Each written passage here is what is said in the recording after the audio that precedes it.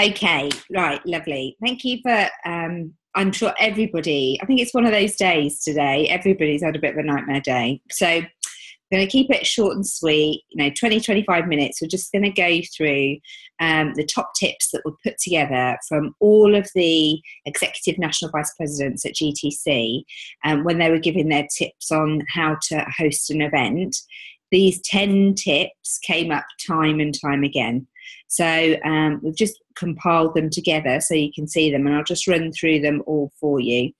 They said with all of their parties and all of their events, you need to go in with the right mindset beforehand, that you are going to find a business builder and somebody else to host an event. If you always go in with that open mind and that sort of attitude, then you probably will find them. Rather than going, I'm not going to sure who's going to come or whether they're going to buy anything. Don't focus on whether they're going to buy anything at all. Assume that they're going to, and just make sure that you're going in with those two things in mind. So you're looking for a new business builder and you're looking for another event to be hosted. Okay, so I made the mistake early on of when I started doing my events was like doing loads of food and drinks and buffet. It cost me an absolute fortune in terms of putting on almost like a meal for people when they were coming round. And you really don't need to. You just need to keep it quite light. When people are arriving, make sure that you've got some beverages ready. And it makes sense to have a jug of both fizz sticks, the pomegranate and the citrus a jug of made up, or individual champagne flutes for the drinking. Or you can make some of our herbal tea ready to go. But that you've got drinks to offer that are obviously ours. You're not going to make a big deal about that. You're just going to mention them and maybe, say a few things about it. But it just gives you another opportunity to highlight part of the nutrition range, even if you're doing a makeup workshop or even if you're doing a skincare workshop. So just make sure you've got those ready to go. Number 2, the best thing you can do is not make it about you, your event, and you will feel so much more comfortable talking about the business and about the products and the opportunity. Once you realise that what you've actually got is a gift that you can offer somebody, an opportunity for them that could potentially change their lives. Once you realise that that's what you're doing, you're offering a gift to them rather than thinking about what is about you and about your business. You will find it 100 times easier to actually talk to people about the business and the products, because it's not about you. You're taking yourself completely out of the equation and you're thinking about the much, much bigger picture. Okay. Tip number 3, again, nibbles are fine. Make sure you've got nuts and whatever you want as your nibbles. But obviously this is a great way to showcase the nutrition bars that we have, and you can just get a bar and quarter those up and have them on display. And then, while everybody's talking and having their drinks and meeting, you can get the nutrition bars out and the people can have a taste of them. I often just have small little shot glasses of both the chocolate and the vanilla proteins made up, so they can again get another experience of our nutrition range. So don't go mad, but make sure that you've got our offerings from Arbonne there for everybody. Tip number 4. Now, they couldn't have stressed this enough. I am still hopeless at keeping to time with my events. They say your event should be 2 hours. They say, 7 till 9 or whatever. And that means you getting to the event by 7, setting up, starting at 7:15, having your orders in by 8:35 and being out the door by 9. I just can't do that. I haven't quite fine-tuned it. I tend to go on till about 10 o'clock with my events. And sometimes that's lovely. It's really lovely everyone's having a really good time. But it's really important to structure it so that you are getting all the important information in early on. And the host leaflet that we've got has got a great example. You know, it says it's got that 2-hour window. You're going to meet and greet, you're going to do your product demonstration. And the key thing about your product demonstration is actually that shouldn't be too long. You know, 30 minutes, 40 minutes maximum in terms of actually that hands-on experience, because that's going to give you plenty of opportunity then to talk to individuals about what their own needs are. So, I mean, I've spent hours, you know, slathering people with all of the products, but actually it's about just being much more focused with your time. So have a real structure. Make sure your host's aware of the structure as well, so she can help you to keep to time. This made me laugh ever such a lot, because when I first started, without doubt, I would take every single Arbonne product that I had to an event, and it really frightening for people. I'd like be taking bags and bags and bags of stuff in, and the hosts would be like, what on earth is happening here? You know, less is definitely more. The key that they gave was, if you can't carry it with one run, you know, by going in the house one time, you shouldn't be taking it in. And actually, we did a product workshop last night, and we focused specifically on the RE9 and the detox products. That was it. That's all I had on display. Obviously, it was a Meet the Products session that we were talking about those particular products. But that was perfect, because any other questions that came up about any of the ranges was then a really good opportunity to invite them to a specific event, you know, to invite them to your makeup event that's going to happen next week, or your nutrition event that's going to happen next week. So don't have too much. Make sure you know that you're going to be fairly focused on the evening. So I tend to say, right, we'll do a skincare, a nutrition, or a makeup workshop. But don't be afraid to still take to some of your favourite products, because they're really going to feel your passion when you're talking about those. Okay, so I tend to take only about 3 favourite products, and again, it doesn't matter what range that they're coming from. It's just your favourites that you want to share, you know, that you find that you've got the biggest impact on. And they will just love the way that you're talking about them. And the really great thing about this is you do not need to know every single ingredient that's in that product. I did try and learn all of the ingredients that are in the RE9, and it's just overwhelming. What you need to be able to tell them is literally one love, one fact. That's it from each of them. So give them so for me, the serum is one of the things I absolutely love. And I just, can't live without it. So I will say that this is my can't live without product. It's absolutely fantastic. And I'll say it's packed full of marine lavender, and that has clinical results in a 24-hour period of actually helping with fine lines. But it feels so luxurious, and it's packed full of antioxidants. That's all I need to say about that product. I'm telling them why I love it, and then the key fact about it at the same time. That's all that people are really going to remember. So you don't worry if you don't know all of the different ranges. Just try and remember one key fact and then one love for each of the products that you're talking about, and you'll have a really engaged audience.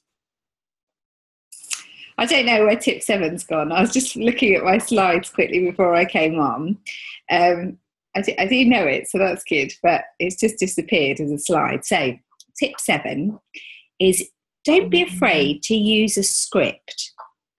Now, we don't have any, there are scripts online on the Arbonne do produce, and lots of teamwork to scripts, and it's absolutely fine. Even last night I had, because of the new product ranges, the RE9 and the detox range, I had all of the Meet the Product sheets with me so I could refer to them. And obviously the notes in terms of detailing how to do a launch in front of me.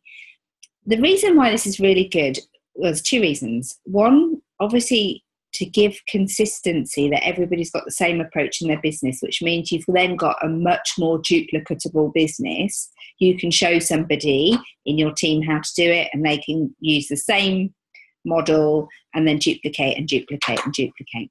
But what I really love about it is it shows people that anybody can do this business. You know, you are sitting there, yes, you are referring to notes, yes, you're referring to a script, but that is definitely going to be way more attractive to the majority of people. Because if you're sitting there and you've memorized everything and you don't refer to anything, they're going to think, oh my God, there's no way I could do that. There's no way I could do that. Whereas if it's showing that you're a human being and can't retain every single bit of information, if you're doing that, then actually that's going to be much more attractive, and they could then see themselves potentially doing the same thing as what you're doing. And therefore, obviously, you'll be building your team of consultants. This is, without doubt, I think, the trickiest thing for all consultants to do. Just ask the questions. So ask the questions to the people that are in the room and say, is this something that would be of interest to you? Would you be happy to host an event for me? How do you feel about becoming a consultant? You know, these sort of questions we're fearful of asking on those initial meets. But what is going to happen? The woman who was talking about it, I loved it. She went, no consultant in the world has fallen down dead from somebody saying no to them at a party that they're going to host an event. You know, it just doesn't happen. It's just not that big a deal. But actually, we make it into a really quite a big deal. So just ask, you know, remember your objectives for having that event. You know, you're looking for a business builder and you're looking for somebody to host another event so that you can penetrate into a market that you don't know anybody in that market. So you need to ask those questions. Most of the time, people are going to be happy to say, oh yeah, I'd be interested to find a bit more information about that.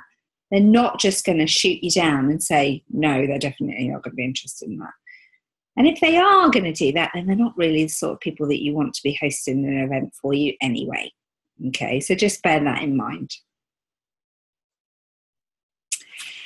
This is something that I've really personally taken on board over the last 6 months or so. The ASVP, so the Arbonne Special Value Packs that we have, as we know, they're available to consultants and preferred clients all year round.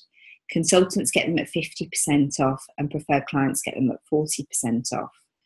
That's massive, massive savings.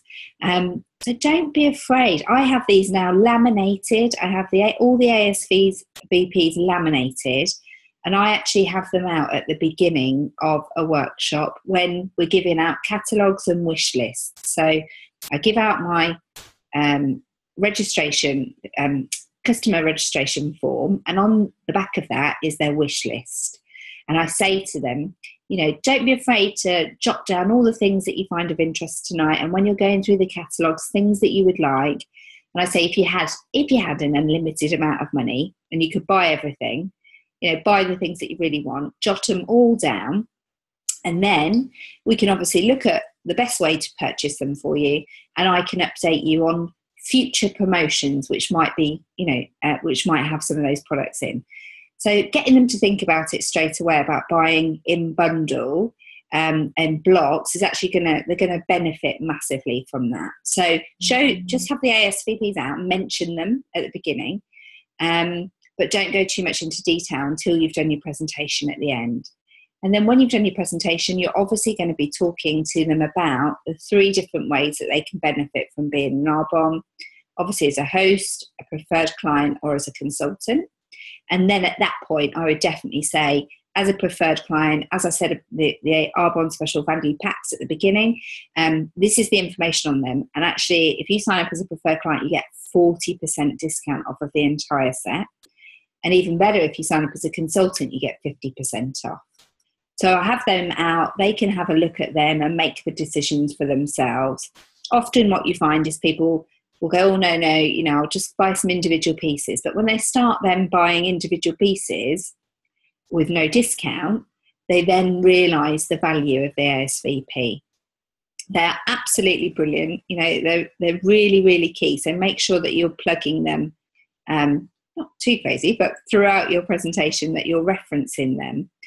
Claire Fishenden does a great thing, depending on what event she's doing. She will actually have an arbonne box set up with tissue paper all coming out of it, with all of the products in the ASVP that she's featuring of that night, and then like a little handmade shush, Coco, shush. Sorry, my dogs have just seen a squirrel in the garden.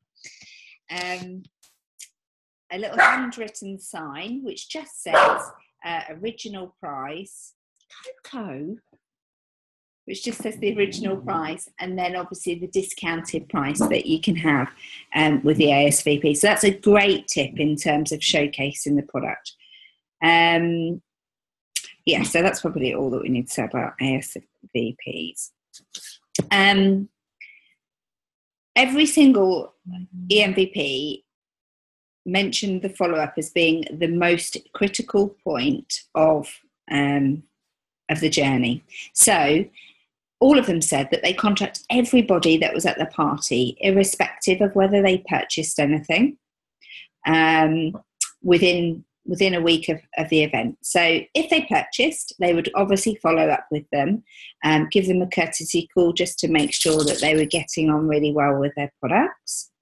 If they didn't purchase, they would ring them at the same time, say obviously how lovely it was to meet them, ask them whether they would be interested in hosting an event, or if there was any sample. And if they didn't want to host an event, they would then say, is there any samples that you would want me to get out that you were interested in but you'd want to try before you purchased?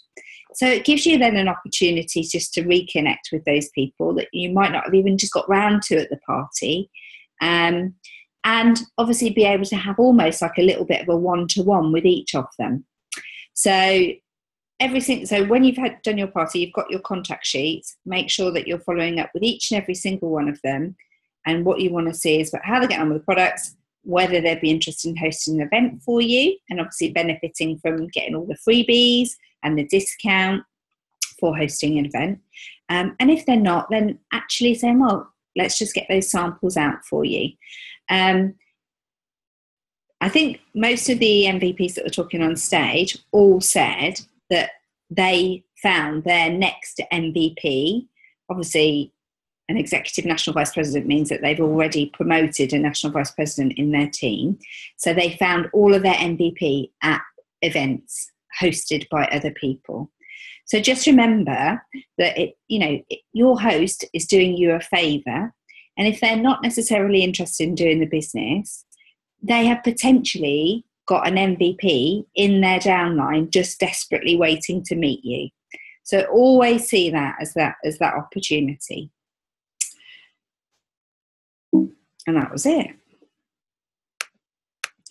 Right, you can put your thingies on because we've got 5 minutes before we will get cut off. I'll just put your sound back on.